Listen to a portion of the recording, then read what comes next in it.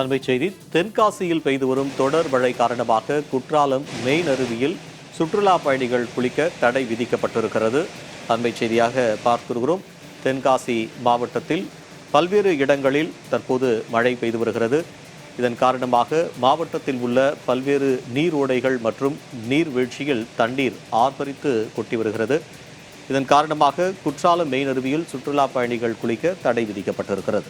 கூடுதல் தகவலை செய்தியாளர் ரஞ்சித் வழங்க கேட்கலாம். ரஞ்சித், இது குறித்தான கூடுதல் விவரம். நிச்சயமாக.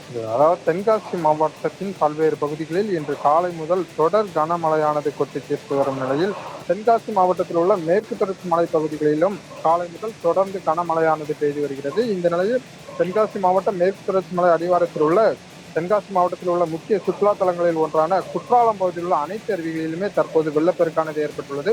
குறிப்பாக குற்றாலம் பகுதியில் உள்ள குற்றாலம் மெயின் அருவி, ஐந்தருவி, பழைய குற்றால அருவி உள்ளிட்ட அருவிகளில் வெள்ளப்பெருக்கானது ஏற்பட்டுள்ள நிலையில் பாதுகாப்பு முன்னெச்சரிக்கை நடவடிக்கையாக குற்றாலம் பகுதியில் உள்ள அருவிகளில் குளிக்க தடையானது விதிக்கப்பட்டுள்ளது. தற்போது முதற்கட்டமாக குற்றாலம் மெயின் அருவியில் சுற்றுலா பயணிகள் குளிக்க மாவட்ட நிர்வாகம் சார்பில் தடை விதிக்கப்பட்டிருந்த நிலையில் தொடர்ந்து ஐந்தருவி மற்றும் பழைய குற்றால அருவியில் குளிக்க தடையானது விதிக்கப்பட்டுள்ள நிலையில் ஏராளமான சுற்றுலா பயணிகள் குற்றால அருவிகளுக்கு வருகை தந்து குளிக்க முடியாமல் ஏமாற்றத்துடனே திரும்பி சென்று வருகின்றனர். இருந்தபோதும் மழையானது தொடர்ந்து மலைப்பகுதிகளுக்குள் தொடர்ந்து பெய்து வருவதால் தண்ணீர் வரத்து அதிகரித்து காணப்பட்டு வருவதால் இந்த முன்னெச்சரிக்கை நடவடிக்கை எடுக்கப்பட்டுள்ளதாகவும், மழை குறைந்து அருவிகளில் நீர்வரத்து குறையும் போது வழக்கம்போல் சுற்றுலா பயணிகள் குளிக்க அனுமதி வழங்கப்படும் எனவும் போலீசார் தரப்பில் தெரிவிக்கப்பட்டுள்ளது குறிப்பிடத்தக்கது.